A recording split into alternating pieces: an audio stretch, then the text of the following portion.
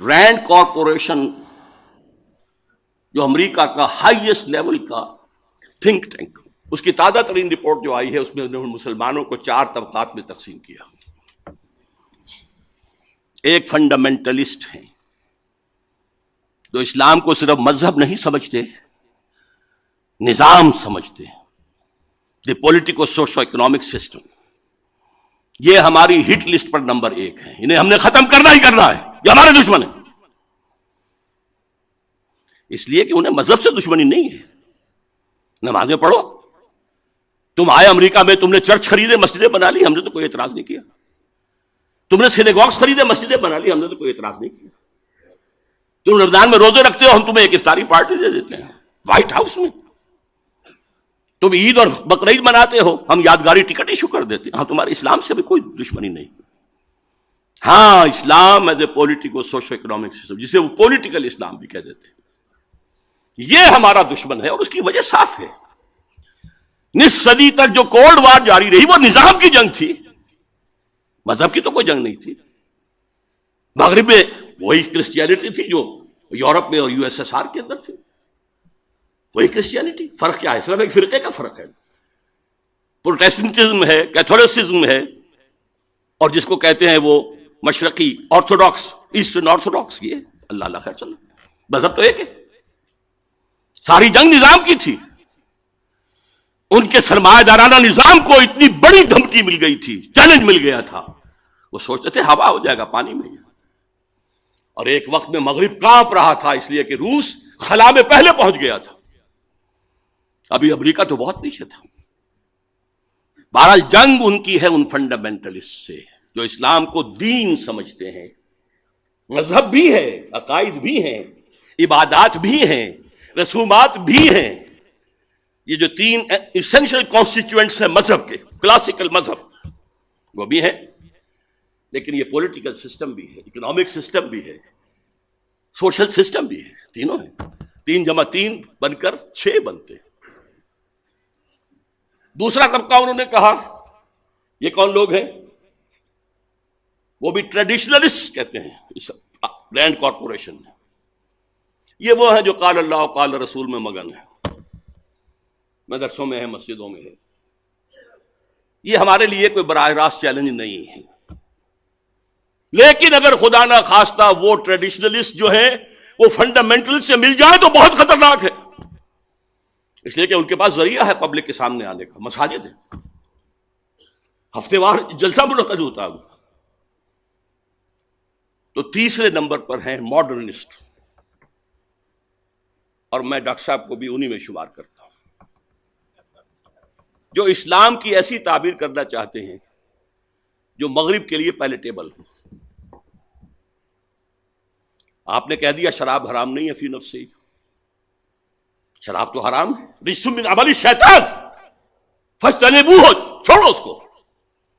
فہل انتم منتہون، چھوڑتے ہو کہ نہیں؟ تمہیں پہلے بھی دے دیے گئے تھے سگنلز کہ شراب اور جوئے میں کچھ خوبیاں بھی ہیں اور کچھ گناہ بھی ہیں. گناہ کا پہلو بھاری ہے. پھر کہہ دیا گیا تھا شراب کے نشے میں نماز کے قریب نہ ہو. لیکن سورہ مائدہ کی آخری آیات میں جو ڈاکٹر صاحب پڑھی ہے، یہ جو ہیں ماڈرنسٹ، کسی صاحب نے کہہ دیا اسلام میں پردہ ہے، یہ تو تہذیبی بات تھی صرف. یہ ہے کہ جو مغرب میں فٹ کرنا چاہتے ہیں مشرق کی ان اقدار کو. ان کے بارے میں رینڈ کارپوریشن میں ہے کہ ان کے پاس پبلک سے کانٹیکٹ کا کوئی ذریعہ نہیں ہے. انہیں میڈیا پر، خاص طور پر الیکٹرانک میڈیا میں نمایاں کیا جائے.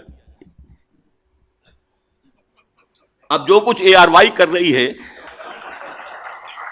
اور جو کچھ کے کیو ٹی وی کر رہا ہے یا جیو ٹی وی کر رہا ہے، یہ کس کے زیر اثر ہے؟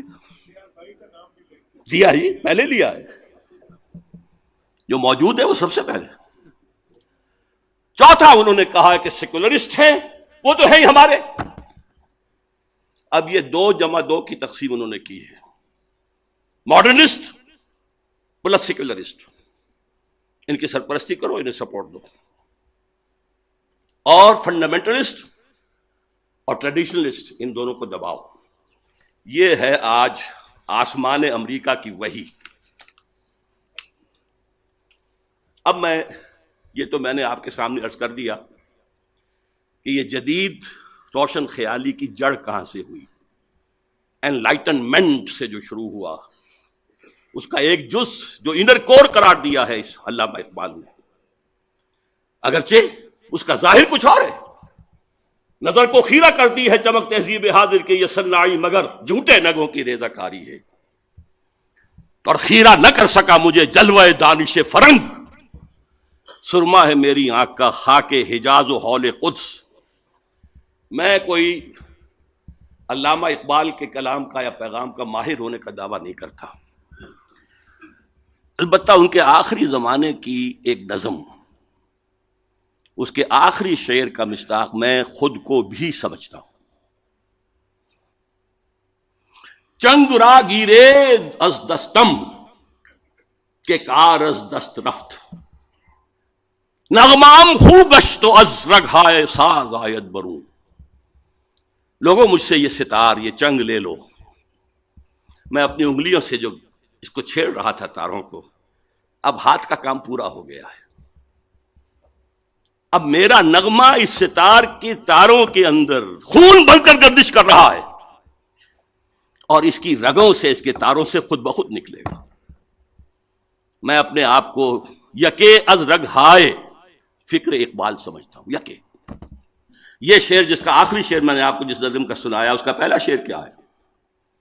خضر وقت از خلوت دشت حجاز آید برون، کارواں زی وادی دور و دراز آید برون. خضر وقت مہدی دشت حجاز سے باہر آئے گا. اس میں سنی اور شیعہ دونوں تصور آ گئے. شیعوں کے نزدیک حضرت مہدی 12ویں امام تھے جو روپوش ہیں، وہ ظاہر ہوں گے. اور سنیوں کے نزدیک حضرت ام سلمہ کی حدیث ہے کہ خلیفہ کے انتقال کے بعد خانہ جنگی ہو جائے گی، اور ایک شخص کی طرف لوگ دیکھ رہے ہوں گے رہنمائی کے لیے، اور وہ اسے گریز کرتا ہوا مدینے سے بھاگ کر مکے میں چھپ جائے گا. لوگ وہاں سے تلاش کریں گے، نکالیں گے تو نکالیں گے. خضر وقت از خلوت دشت حجاز آید برون، کارواں زی وادی دور و دراز. یہ وادی سندھ جس کا ایک حصہ افغانستان ہے، مشرقی افغانستان، دوسرا حصہ یہ پاکستان ہے، یہاں سے نکلے گا جو حضور کی حدیث کے مطابق یخرج ناس من المشرق یؤطئون للمہدی یعنی سلطان ہی. مشرقی ملک سے فوجیں آئیں گی جو مہدی کی حکومت کو قائم کریں گی. اللہ کرے کہ وہ پاکستان ہو. اقبال کے خواب میں وہ پاکستان ہی تھا اور افغانستان بھی ساتھ. هي الحلقات تحفظني بآيات من القرآن، هي الحلقات تملأني بحب المصطفى العدنان، هي الحلقات تحفظني